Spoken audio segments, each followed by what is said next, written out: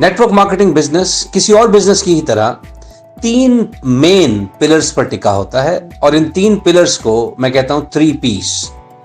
पहला P है product, दूसरा P है प्रोसेस और तीसरा और सबसे महत्वपूर्ण P है पीपल। देखिए, जो इसके पहले 2 P हैं वो तो कंपनी के ओनरशिप और मैनेजमेंट पर निर्भर करता है, लेकिन जो मुझे अच्छी बात लगती है नेटवर्क मार्केटिंग बिजनेस की वो है पीपल, क्योंकि ये लोगों के द्वारा लोगों के साथ मिलकर किए जाने वाला व्यवसाय है।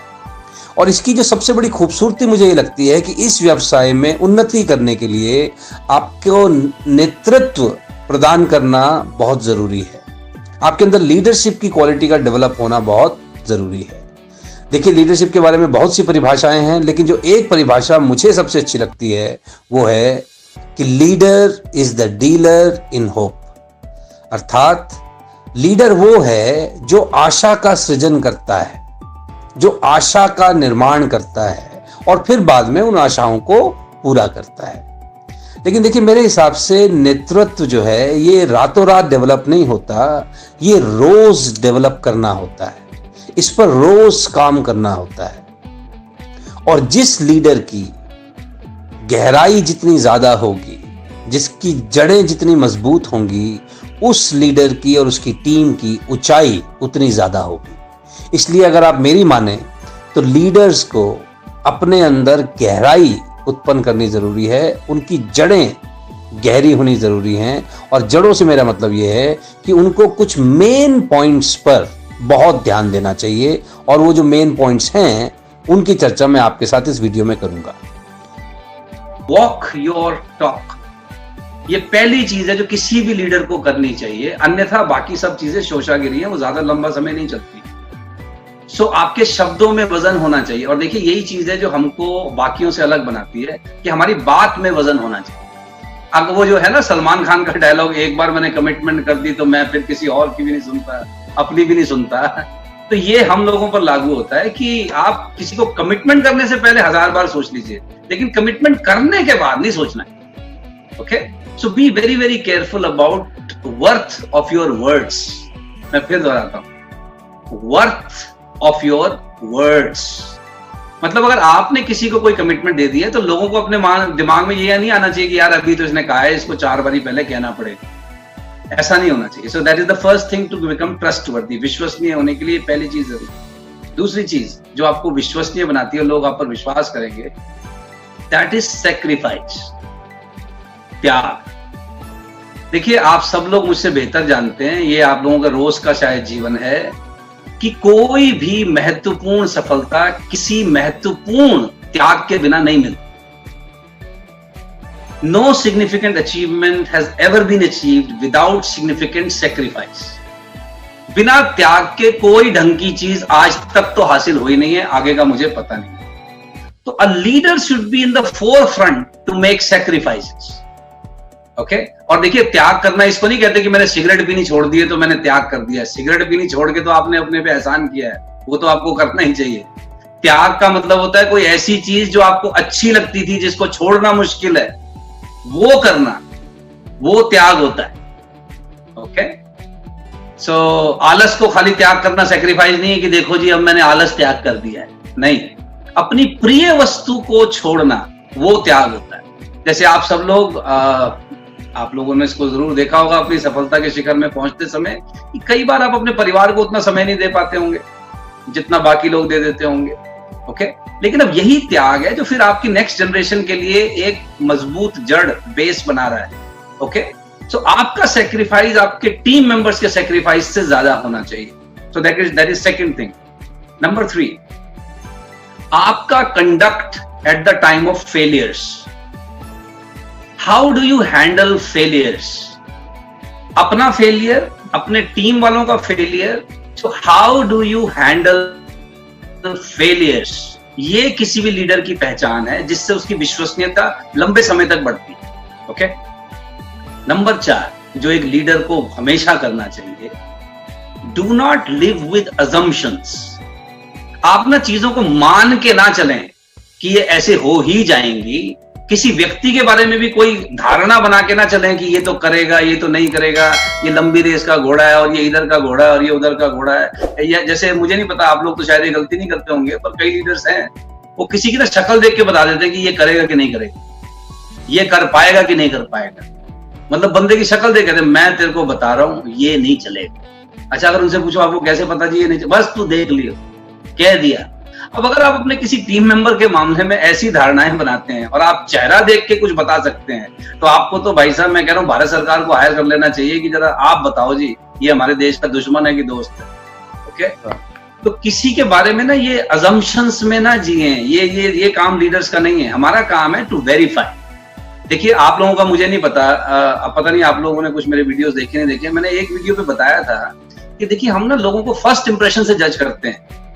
हम लोगों ने सुना भी क्या है कि first impression is the last impression. ये तब ठीक है, देखिए हमें अपना फर्स्ट इंप्रेशन ठीक डालना चाहिए, वो ठीक है, लेकिन आप में से ऐसे कई होंगे जिन्होंने फर्स्ट मीटिंग में किसी को देखा होगा और वो आपको पसंद नहीं आया, लेकिन फिर कुछ समय बाद जब आपने उसके साथ काम करना शुरू कर दिया तो आपको पता चला अरे नहीं नहीं ये आदमी तो बिल्कुल डिफरेंट है।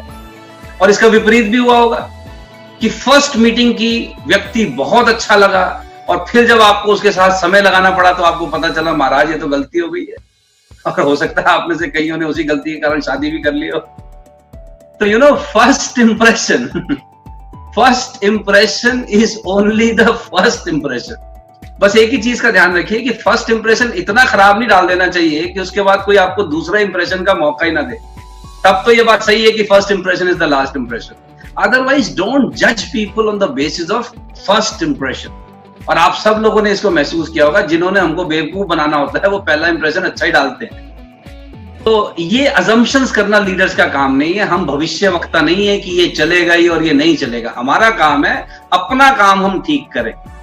Okay, so do not live with assumption. Next चीज जो हमारे व्यवसाय में हमारी बहुत बड़ी जिम्मेदारी है वो है फाइनेंशियल इंटेग्रिटी। पैसे के लेन देन में एक पाई भी इधर की उधर कमिटमेंट नहीं होनी चाहिए और इधर की उधर बात नहीं होनी चाहिए, क्योंकि आप जानते हैं कि अगर फाइनेंशियल मामले में लोग आप पर भरोसा नहीं करते तो फिर वो किसी चीज पर भरोसा नहीं करते। ओके, सो फाइनेंशियल इंटेग्रिटी आपकी बड़ी मजबूत होनी चाहिए।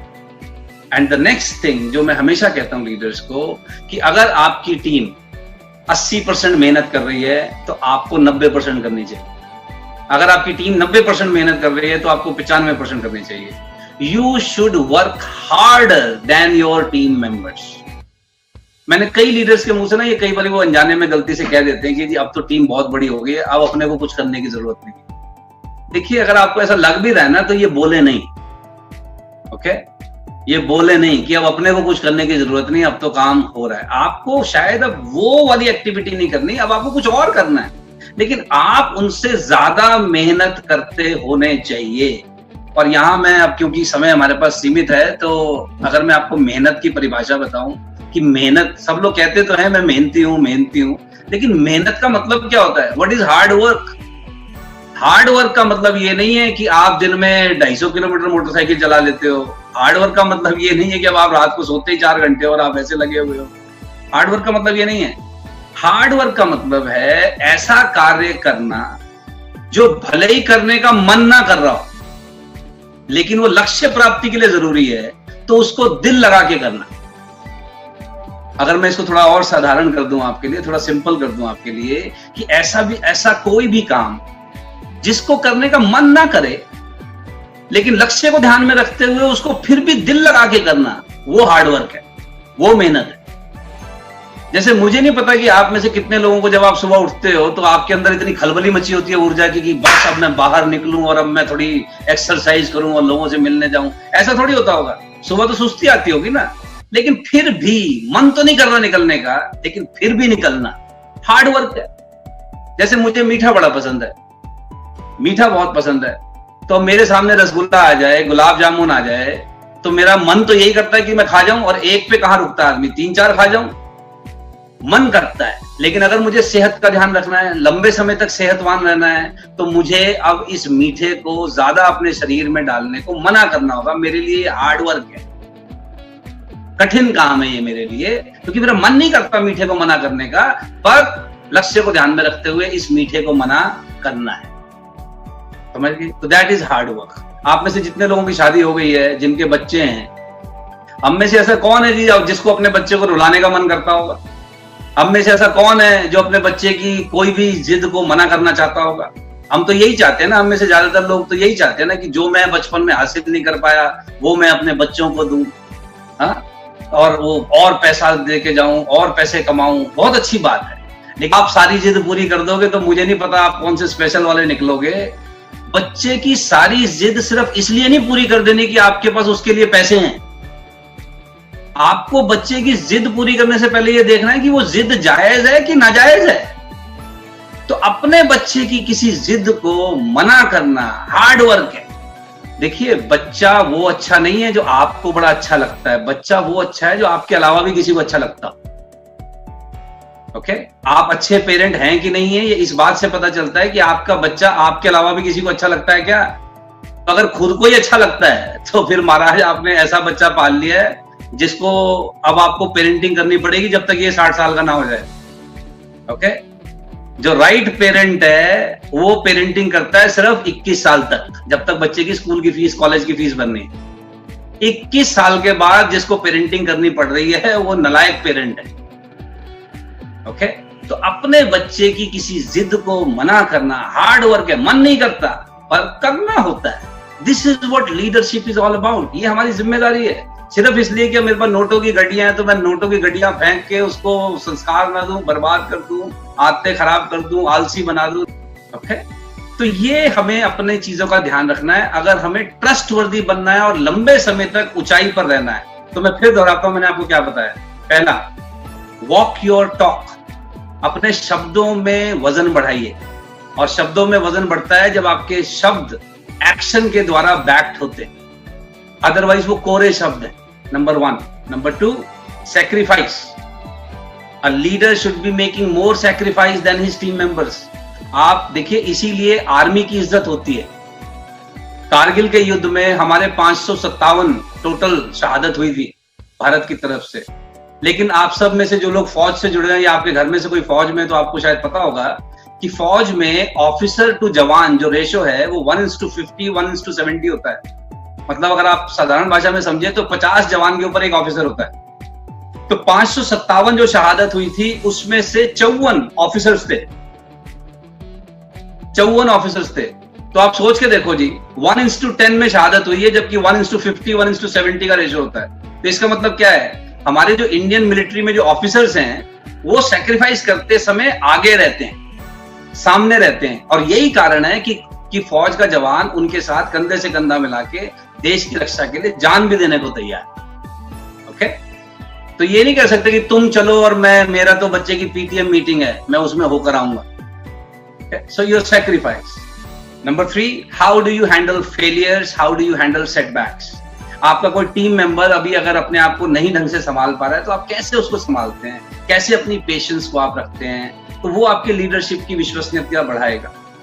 नेक्स्ट, मैंने आपसे कहा है धारणाएं बनाकर नहीं चलना किसी के बारे में कि ये तो करेगा ही और ये नहीं करेगा। हमें वेरीफाई करना है, हमें सबके साथ काम करना है। नेक्स्ट, 5वीं चीज जो मैंने आपसे कही है, फाइनेंशियल इंटीग्रिटी। पैसे के लेन देन में ना साहब उसको बिल्कुल खरे रहिए, ना झूठा प्रॉमिस कीजिए, ना किसी का झूठा प्रॉमिस लीजिए। पैसे में एक पैसा भी इधर का उधर नहीं होना चाहिए। And the last one is work harder than your team members. Okay, तो अगर आप इन चीजों का ध्यान रखें तो आप डीलर इन होप बने रह सकते हैं। इससे आपकी जड़ें मजबूत होंगी और आपके टीम वाले जब आप पर भरोसा करेंगे ना, तो तब जाके जो नेटवर्क मार्केटिंग की असली स्ट्रेंथ है कि लोग अपनी मर्जी से काम करते हैं। ओके, आपको उनको सुपरवाइज नहीं करना पड़ता है, आपको उनको लीड करना होता है। तो अगर ये 6 काम आप लोग करते हैं तो आप नेटवर्क मार्केटिंग का रियल जो एसेंस है उसको हासिल कर पाएंगे अपने बिजनेस में। और मैं जानता हूं कि आप लोग पहले से भी ये कर रहे होंगे, खैर आप लोग ऑलरेडी लीडर्स हैं। बस इन चीजों का थोड़ा ध्यान रखिए। ओके, जैसे आपने देखा ना, कई लोग कहते हैं जी यार अपनी तो कोई इज्जत नहीं है। अब मुझे कई बार समझ नहीं आता कि भाई चल हमारे पास तेरी इज्जत नहीं हो रही तो कहीं और हो रही होगी। वो कहता नहीं जी वहां भी नहीं हो रही है। तो जब तेरी कहीं नहीं हो रही है तो थोड़ा चेक कर मारा, इसकी इज्जत कमाने लायक कोई काम भी तो करने हैं। Okay, So if you really want to be respected, 4 E's, 4 E आप लोग अपने अपने कर लो, मेरे ख्याल से आप पर तो सबको लागू होते होंगे, पर फिर भी रिवीजन के लिए। First E is energy. किसी भी लीडर का ना ऊर्जा में रहना बड़ा जरूरी है। अच्छा, ऊर्जा का मतलब ये नहीं है, मैं आजकल जैसे आप देखते होंगे कई लोग ना, अब जैसे यही वीडियो है, अगर मैं इसको ऐसे करूं, ऐसे ऐसे ऐसे करूं, तो इसका मतलब ये नहीं कि मेरे में ज्यादा ऊर्जा है। फालतू नहीं उछलना है, फालतू उछलने से तो ऊर्जा वेस्ट होती है। ऊर्जा का मतलब ये है नाउम्मीद नहीं होना, निराश नहीं होना। ओके, आपके ना उछलने से बात में दम नहीं आता है, लेकिन आपकी उम्मीद बरकरार रहनी चाहिए, चेहरे पर आशा होनी चाहिए। आप जब चलें तो पता चलना चाहिए ये व्यक्ति कहीं जा रहा है। सो यू नो, एनर्जी, आपके आइडियाज होने चाहिए। So first is energy, second is energize. देखिए, अगर लीडर में ऊर्जा है लेकिन वो अपने टीम मेंबर्स को एनर्जाइज नहीं करता, तो फिर वो थोड़े दिनों में ना वो बेचारा लट्टू की तरह चल चल के फिर वो गिर जाता है। ओके, तो उसको अपनी टीम को भी एनर्जाइज करना। तो टीम को एनर्जाइज करने के लिए मैंने कहा, एक तो ट्रस्ट वाले पर आप काम कीजिए, और समय समय पर ना उनके साथ फीडबैक दीजिए, उनके साथ समय दीजिए, उन पर ध्यान दीजिए, और थोड़ा एम्पैथी रखिए। देखिए, कई बार लीडर से गलती क्या होती है, जिस व्यक्ति ने आपको पिछले महीने ज्वाइन किया ना, आप उसको अपने आज के लेवल से जज करते हो।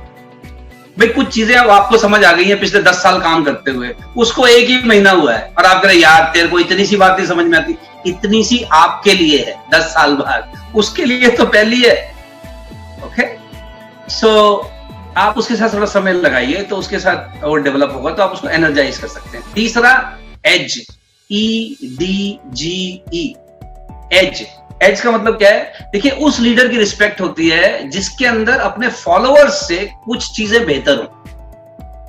देखिए, अगर आप किसी के लीडर हैं और आपके अंदर उन जो फॉलो कर रहे हैं उनसे कुछ भी अच्छा नहीं है, सपोज है ना, आपकी एजुकेशन उससे अच्छी हो, ना आपकी कमाई उससे अच्छी हो, ना आपका बिहेवियर उससे अच्छा हो, ना आपका नेटवर्क उससे अच्छा हो, ना कम्युनिकेशन उससे अच्छा हो, ना पर्सनैलिटी अच्छी हो, ना नॉलेज अच्छा हो, ना स्किल अच्छा हो, पर चेक ज्यादा का आता हो।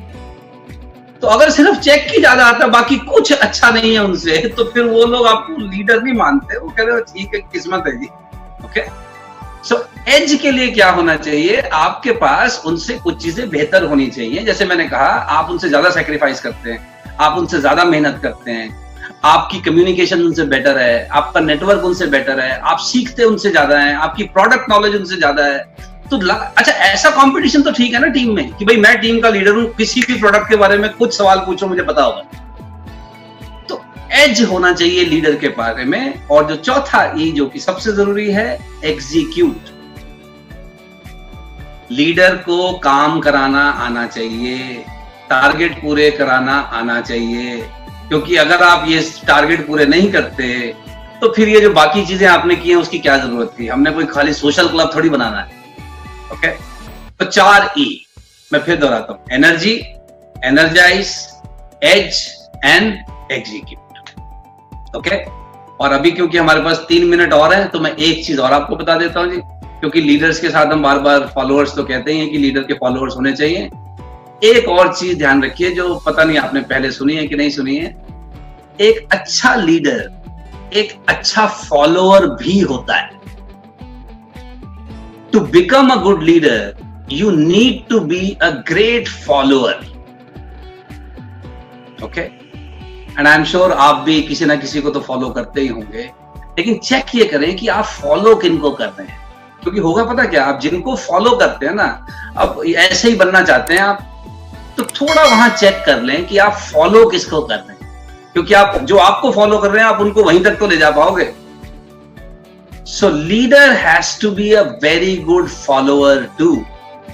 और अंत में मैं फिर निवेदन कर दूं साहब, अगर आपको ऊंचाइयां हासिल करनी है, अपनी गहराइयां बढ़ाइए, गहराई में जाइए। You should have deeper understanding of business. You should have deeper empathy when you're working with people. Okay? And I'm sure अगर आप इन चीजों का ध्यान रखें तो आप जो ऑलरेडी सफल लोग हैं, आप और सफलता तक शीघ्र पहुंच सकते हैं। So आप सबका ध्यानपूर्वक सुनने के लिए बहुत बहुत धन्यवाद।